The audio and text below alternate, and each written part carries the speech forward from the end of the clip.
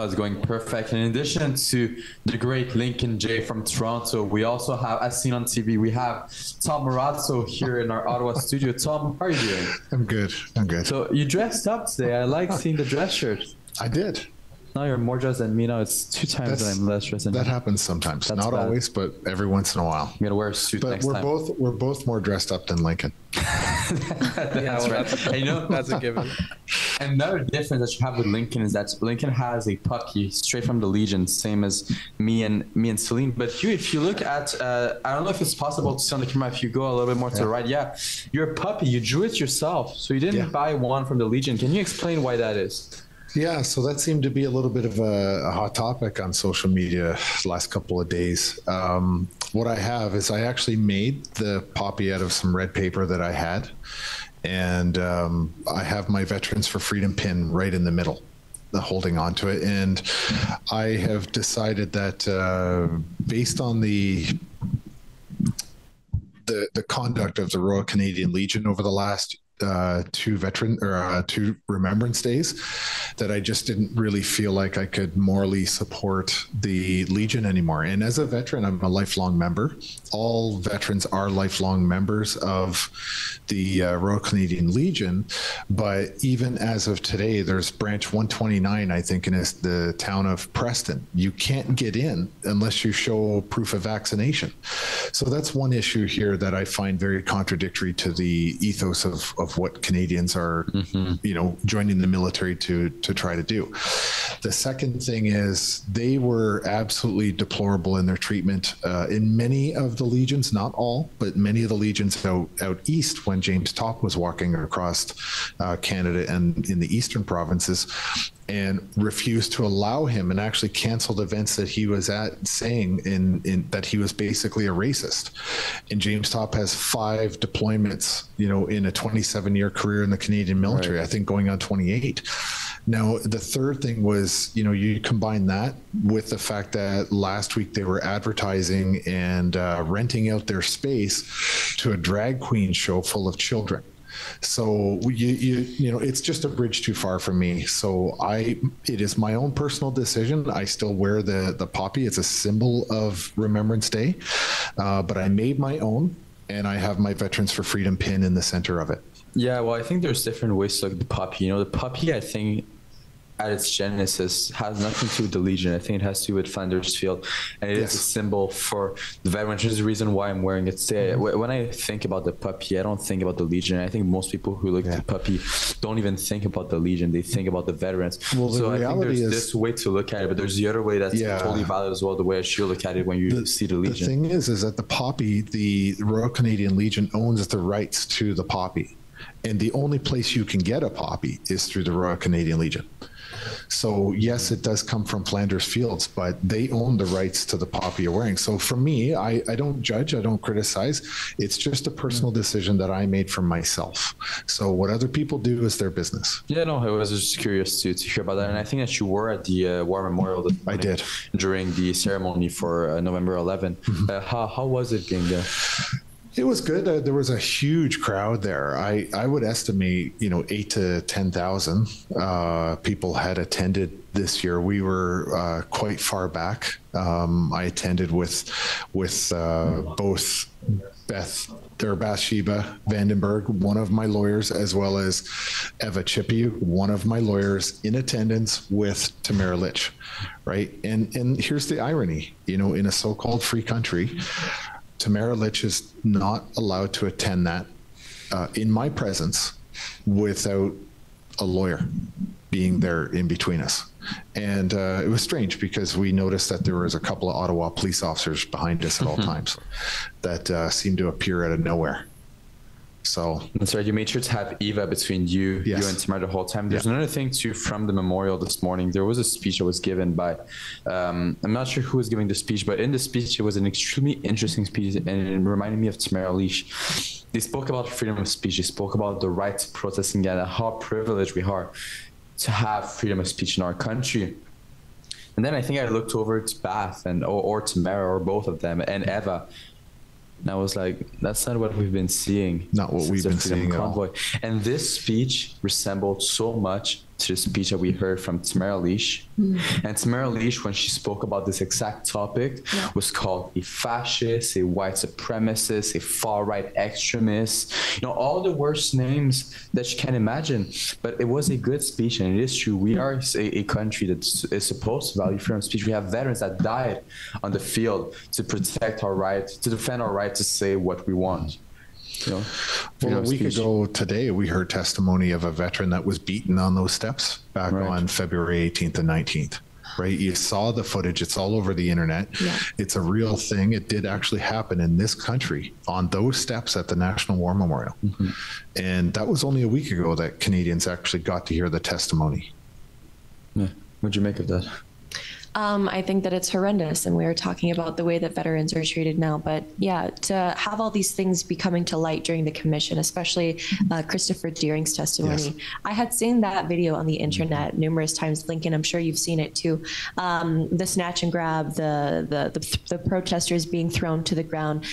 This was an ex-veteran, military veteran, who had sustained severe injuries during one of his tours in Afghanistan, I believe. And he made it very well known. I'll just reiterate, he made it very well known to the police officers that were enclosing on the other veterans on, it was at the memorial, wasn't it? Yes, it was. And he told them, he let them know that he was an injured veteran. And so that if it came down to arrests, they weren't going to resist, and that they could do whatever was necessary, but just, you know, keeping in mind of his injuries. And they literally threw him to the ground, put a knee into his spine, and punched him repeatedly. And we have this, we saw it. This was evidence that the anti-Convoy lawyers tried to suppress and objected to, but Commissioner Rula was very impartial, and he did decide to have the evidence brought forth. Yeah, that's right. Bathsheba and Brendan Miller were arguing for the presentation, for showing the evidence. Well, let's take a look at part of Chris's testimony. We just saw the tweet that was put up on the screen. Let's take a look at what he had to say exactly at the commission in regards to that incident. I succumbed and I gave myself to the police. And as the police took me down, again, he knew he kneed me in my side, kicked me in my back. I was laying down. I was in the fetal position on my back. He kicked me in my ankle, my foot. As I was laying down, I had my hands completely up. I'm saying, I'm very peaceful, I'm not resisting. I was then punched 4 or 5 times in my head. I had a knee on my back to keep myself down. I was on the ground for 1.5 to 2 minutes. My hands were zip tied. The officers slowly picked me up, and then we slowly proceeded to the processing line. We get to the processing line. The day was -20. I had no gloves on. At the beginning of the processing line, we were standing there, and I had asked, the duration of the processing line was 1.5 to 2 hours. So I was standing there in the cold for 2 hours. I asked the policeman who was on both sides of me, I said, do you mind, you know my conditions, is it okay if I sit or kneel because I'm in chronic pain? It was obvious, my face was flush, and I had cried multiple times, and I don't cry ever. It was the worst pain I had felt since I'd been blown up. The fact that I couldn't sit or stand was to me cruel and unusual punishment. We would go 15, 20 minutes without even moving. I also asked if I could have my medication, in which I had my prescription and my medication on my person, so that if I needed it, I could ask. I asked, and I was denied my medication to comfort my duress. We're able to see veterans in our country being treated that way. Lincoln, you were on the ground in Ottawa. Did you see more incidents like that? What was the general vibe in Ottawa? Yeah, well, these are the type of incidences that aren't really spoken about. Now they're coming to light a bit more with the commission. But even so, it's so hard to break that barrier where the general public can understand what actually took place over the course of those 2 days where the police moved in. There was just no excuse for the way that the police were behaving and the amount of force that the police used. You know, when they were attempting to get truckers out of their trucks, you know, they were using some sort of baton to just smash open the windows. You know, not knocking on the doors, asking them to get out, just smashing the windows open. unlocking the door from the inside and dragging them out. So, you know, the police, yeah, they wanted to clear out the protest. They wanted to ultimately end it. But there's just no excuse for the way that they went about it and the amount of force that they used. It was just brutal. And again, it's just tough because even though a lot of things are coming to light with the commission, a lot of things are being spoken about, the sad reality is that a lot of people still don't understand what truly happened in Ottawa. The mainstream media has such a control over people and the information that they're putting out that even with the commission going on, yeah, more information is getting out, but there's still so many people that don't truly understand how bad it was. No, of course, 100%. And, you know, the commission is there to talk about whether or not the Emergencies Act was necessary, not anything about the convoy. So I don't expect to see much more evidence to really show what it was on the ground. But I think that our independent coverage, if people go to convoyreports.com and look at all of your coverage during the convoy, all of our Rebel News reporters' coverage during the convoy, they'll be able to understand. But what we just heard Chris Deering say, like, I think it's even more impactful today on November 11th. During the ceremony, I mean, veterans were beaten up by their own police force in Ottawa. This veteran who served in the Canadian military on the war memorial was kicked. Like, that's so disrespectful. Was punched, was thrown snow at. And today we saw thousands of people going to honor the veterans who served for our country. But just 8 months ago, we saw those same veterans beaten up by police officers. We saw them disgraced by our prime minister, saying that they are a fringe minority with unacceptable views. And our prime minister didn't even bother to show up. So, you know, as a veteran, Tom, how do you feel? Well, the important thing for me was that I got to attend. His presence was really irrelevant to me as a Canadian. You know, and to think back to that day when Chris was arrested, they all linked arms. All the veterans linked arms, and they communicated clearly to the police that they would not fight back and that they were veterans. And all of them were wearing their medals, and a lot of them had their regimental headdress on. So their berets with their regimental badges.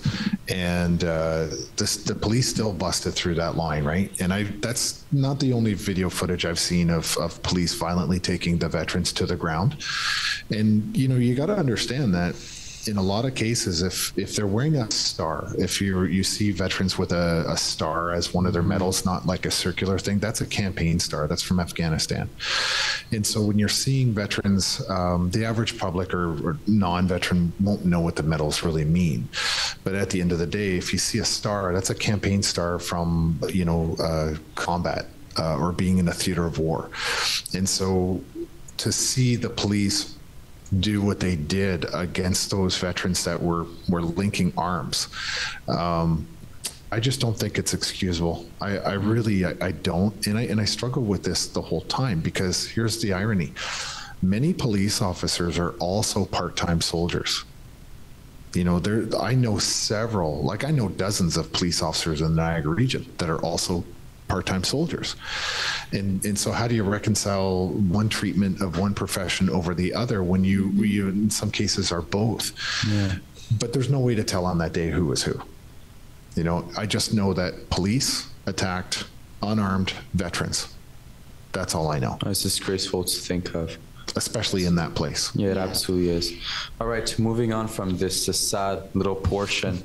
The inquiry has been going on for 4 weeks now. You've been sitting there every single day. I think some days you only come for half a day, you come for a quarter of a day. But you've been sitting there for the past 4 weeks, and I'll come to you after, Lincoln, as well. Tom, looking back at the inquiry, is there anything that you've heard in the evidence that surprised you, or that made you think, well, why did we act like this earlier? Or why did we actually do this? Is there anything surprising or shocking that you heard in the evidence? Oh, that's such a great question. I think it's the general public that actually shocks me more than anything 4 weeks into this. And our special guest every day who makes an appearance out front of I think she took the week off too. The one with the wagon who calls me a terrorist every time I walk by. I haven't seen her all week, so she took the week off. Yeah, right? I need to get some money. I need to start working. Yeah, maybe she went to her real job. Yes, exactly. I think what's interesting is we still, after 4 weeks, we still see this divide between about 5 different legal teams that talk about the inquiry. They talk about the Emergency Act, the purpose that we're all here. And the other 15 groups, they talk about covering their butts. It literally, you could just see them passing a hot potato from one to another. And that's really, that theme has still continued. And we've got a very exciting week coming up, I think. This is when we're going to hear from the intelligence community as well as hopefully soon to say former commissioner of the RCMP, when she finds her moral compass and her courage and decides to do the right thing and step down. But we're going to have an exciting week coming up. But for the most part, I still think after 4 weeks, 2 big things. And I think this is really important. I have absolute confidence in Justice Rouleau, or the Commissioner Rouleau. I think personally, he is seeking the truth, and that you can tell that when he asks the questions. And I'm really impressed by the Commission Council as well. They are also, ferociously seeking the truth, and you can tell that in their questioning. The government lawyers, Justin Trudeau's lawyers, they're all over the place. They're really all over the place, and I think they're constantly grasping at straws. Our team, as usual, is doing phenomenally well, and I say that with full disclosure of my bias, but it's a pleasure to watch. And every time Brendan gets up there, the whole the chat group lights up. It's Miller time, right? It's Miller time. So he goes up, and it's just it's the best part of the day, to be honest, when he goes up and he shreds people. Oh, it is great. And he doesn't do it maliciously. He does it very respectfully, very kindly, very cordially, very cordially. And it's just fun to watch. No, it is. Well, I think, there's something that she said. There's 4 lawyers, apart from the commission lawyer, there are 4 lawyers in the room that are there to figure out whether or not the emergency act was necessary. You've got Brendan Miller, you've got Eva Chipiuk, Keith Wilson, and Bathsheba Vandenberg. That's our team. Yeah, that's for our team. And those are all the Freedom Corp lawyers. Yes. And in addition to that, to be fair, you've got Alan Honor from the TDF, and you've got some other ones from JCCF as well. But everyone else, Paul Cham, I think he's more focused on doing virtue signaling in the room and trying to make himself live by Ziggy Lee than to actually find out whether or not it was necessary. I think the OPS and Peter Slowly, the counsel for Peter Slowly, he's there for one reason, to make sure that Peter Slowly is actually treated fairly by the witnesses in the room. The other counsel, the OPS, he's there to prevent a lawsuit or to be ready for a lawsuit. So I think you're totally right in that sense. Lincoln, how long have you been watching? How closely have you been following the proceedings in Ottawa? Well, I've been catching up with it. Just kind of, I've been watching a bit of your live streams. I've been away for a bit also, so it's been a little bit tough, as I was in Buenos Aires, Argentina, covering a mayor's summit there. But I think, just to add to Tom's point, Trudeau's lawyers are all over the place, because it's become clear now after what we've seen so far in the inquiry that there's no evidence, there's no justification for invoking the Emergencies Act. As you guys have discussed quite a bit, there was not really any negotiations between organizers and the government.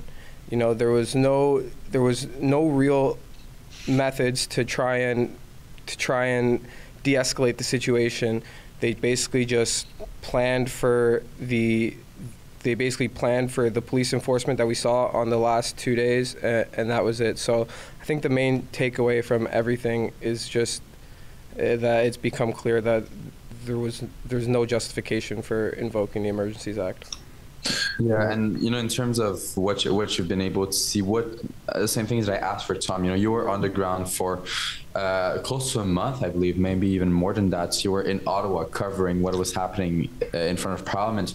In terms of the evidence that was shown in the testimonies from witnesses like Ziggy Lee or Catherine McKennedy failed, Ottawa mayoral candidate, or Steve Bell, for that matter, chief of police, former interim chief of police for the Ottawa Police Services. Is there anything that shocked you from what you've heard? Well, I think just the veteran that we just showed the clip of, hearing his testimony, I think that's all you need to see to show how out of line the police were. That's it. It's as simple as that, you know. It's an unarmed, peaceful veteran who's handled that way. It's as simple as that.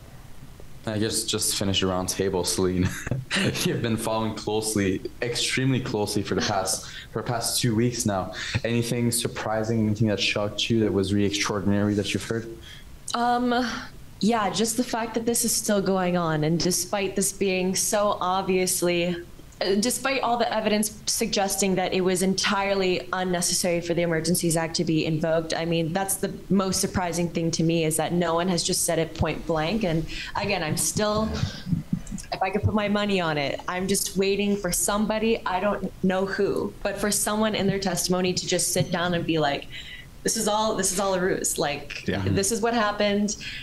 We obviously didn't use all the tools in our toolbox. Like, you're the government. You're speaking on behalf of either municipal legislation, you got provincial, or you have federal. You have a lot of tools in your arsenal that you can use.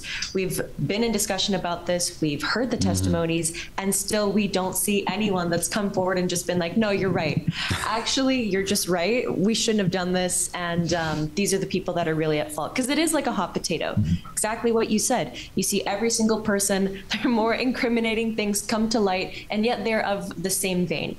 So the hot potato just keeps on being thrown to the next person that's going to catch it. And in their attempts to try and, you know, make the people involved in the convoy with the protest as their enemies, the focal point of the negativity, or who, you know, they try to paint this again like it's some sort of misogynistic, dangerous movement. That's when you see Brendan Miller come in and just absolutely slay them. Like, just the narrative is like taken down effective immediately. And then they have the hot potato again, and you can see that struggle. He literally, when it's Miller time, you can just see, you know, the people start moving around, they start swallowing, breathing heavier, because they know that they can't, they just squirm, but they know that they're going to have to answer some tough questions. I even think Justice Rouleau likes watching when Brendan comes up there too. And the other day I noticed when Brendan was up there, I was watching the other lawyers, and they were like, get the popcorn, get some popcorn. In fact, Bash Heba and I were in like doing my preparation for before I testified, and we were watching one of the other witnesses, and I made a big pot of popcorn. That's right. You sent me a picture. And turned the camera on. We took a picture of us watching it with the popcorn. So good. Yeah, that's so right. Good. I saw that picture. That's true. All right, let's go to a quick ad break. When we come back shortly, we will speak about what is to come in the inquiry, what you can expect from the next 2 weeks, and then we'll part ways for today. So stay tuned.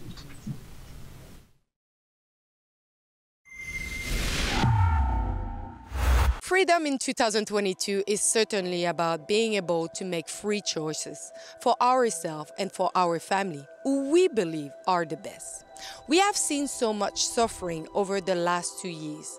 People who die alone in terrible conditions, people losing dream jobs, polarized families, and a society that insult and yell at each other for making a different medical choice. But people have risen, and it will be through them that the future will have an important meaning for all of you, but especially for the next generation. Rebel News has been present at every step of this great challenge, but so many other pioneers whom you could meet and hear at our great conference about freedom for our beautiful country, which is Canada. This conference, which will be held in Calgary and Toronto, will show you the faces of the influence of freedom that you have seen over the past 2 years. You don't want to miss this, so get your ticket now at rebelnewslive.com. And it will be a pleasure to see you there and meet you in large numbers. It's time to drop these masks and let the truth shine.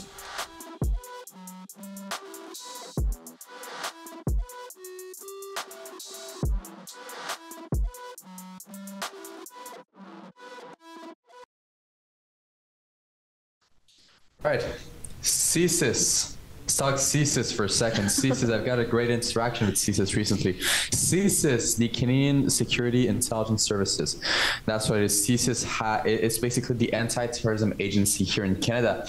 And well, Brandon Miller recently, in one of his cross-examinations, sneakily inserted a document by CSIS. And well, let's just take a look at the clip of Brandon Miller showing a CSIS document while he was cross-examining a witness. Take a look at that. Do we have the clip? All right. Well, can you just before that. So on that document there, on February 3rd, CSIS assessed there was no indicators that known IMVEs, and I take it you know what that is, actors were planning to engage in violence. And then if you scroll down to the other bullet points, it states on February 13th, CSIS advised that the implementation of the EA would likely galvanize the anti-government narrative within the convoy and further radicalize of some towards violence, referring to the increase in violent rhetoric following the declaration of the state of emergency in the province of Ontario. Furthermore, CSIS advised thank you. Furthermore, CSIS advised that the invocation of the EA by the federal government would likely lead to the dispersing of the convoy within Ottawa, but would likely increase the number of Canadians who hold extreme anti-government views and push some towards the belief that violence is the only solution to what they perceived as a broken system and government. Following the invocation of the EA, CSIS briefed Cabinet and reiterated the potential for the EA to increase anti-government views and violent ideologies, including in those not yet radicalized. Now, can you agree with me that you would never want to do anything that could create further radicalization of extremists within the city of Windsor? Is that fair? I'm going to object to this question on this document. Withdrawn. And object to this document being put to the mayor. Withdrawn, I'm done. Brandon goes like this, just like Ezra. You know something interesting is coming up. No, like, can you vulgarize what we just saw? Yeah, so essentially that document exactly explained that from CSIS, from Canadian intelligence, they literally put in their 2 cents, which is worth a lot because it's literally CSIS. They practically said, don't invoke the Emergencies Act, negotiate with them, because if you invoke it, it's going to essentially, in my own words, it's going to make them lose more trust in their government. It's going to put them in a position where those radicalized ideas would be, it's just, so don't invoke the Emergencies Act. Don't do that. Negotiate. Do other things. And they still didn't do that. And that was from CSIS. And then he withdrew it because he was being objected against. You don't see that right hook when it comes from him. You miss it. Totally miss it. It's in the evidence now. So right now, when the commissioner reviews the inquiry, reviews the evidence, this is now on the record, this document, which is what is important. It brings us to next week. So next week we will see CSIS officials testify in front of the commission. What can we expect, First, we should say what IMVE is, which is ideologically motivated violent extremism or extremists. So it's basically a really fancy acronym, probably for terrorism, right? And so this is the whole point. CSIS basically said, hey, if you do this, you run the risk of further galvanizing anti-government beliefs and rhetoric, and you're basically feeding into the hands of IMVE. There are other categories of it, and so next week when CSIS does come on to the stand, and I think there's a couple of witnesses from CSIS. I'm not entirely clear if the room is going to be cleared or not. I wouldn't be surprised if in some cases some of the CSIS people are not testifying in public. Well, there is one. Commissioner Rouleau did provide a decision on a sort of blackout from the public and ex parte in-camera hearing for a few hours for some of the CSIS officials. Right. So none of us will be in the room at that time. But there is... from my perspective, and I haven't really discussed this too much with the legal team. sometimes I listen to some of the questions and I feel like the conditions are being put into place for this particular week coming up, because this is when we're going to hear from all of the secret squirrels in the Canadian government, right? The spy agency as well as the RCMP. And the concern from me personally is that they get some sort of evidence into the courtroom that we can't really tear apart. But the public will not get a chance to examine that evidence themselves and make their own individual decisions at home and what they believe is to be the case. Yeah. And, you know, there's an enormous amount of evidence out there, so much to go through. But my concern is next week that we kind of get ambushed by something dirty. And I just don't get a great feeling about next week for us. And I don't mean to say that I have any inside idea that, you know, what there could be, because I know for a fact there is nothing. Yes. But it's the government.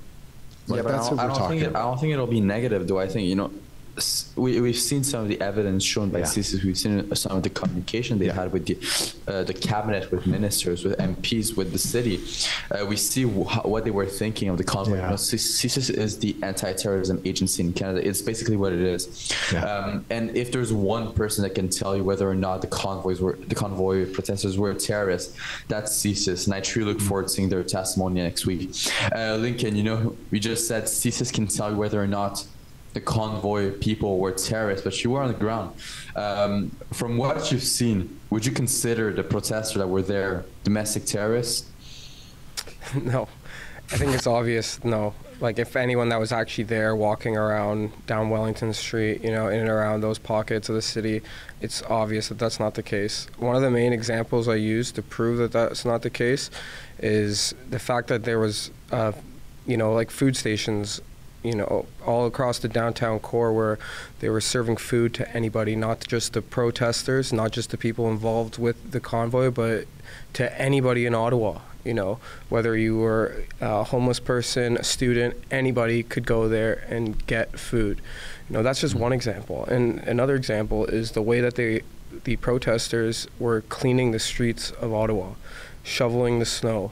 You know, the streets must have been cleaner during the three and a half weeks that the convoy was there than Ottawa on a regular day. So I think it's quite obvious that the protesters were peaceful. And I think it's interesting that CSIS knew that this was going to, you know, basically open more people's eyes to the fact that there's overreach from the government with the Emergencies Act, and it's going to push more people to that side where they can see that the actions taken by the government are just not just. So, you know, the Emergencies Act is horrible, and the way that they did it was horrible.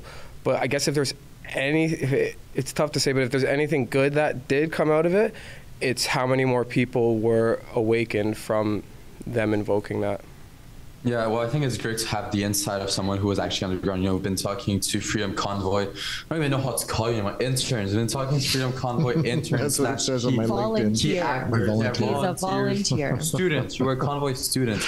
You know, we get your perspective, but then we can also get the perspective of the actual protesters who were on the ground, who would speak with some of our reporters, including you, including other of our Rebel News journalists, daily, every single day. So yeah, thanks for joining us today, Lincoln. And if you guys want to see some of Lincoln's coverage during the convoy, you can head on to convoyreports.com, and there you'll see a bunch of videos from Lincoln, Alexa, David Menzies, and a lot of other people. All right, thanks for coming on, Lincoln. Stay tuned. We'll go to a quick ad break, and when we come back, we'll discuss further the Emergencies Act inquiry.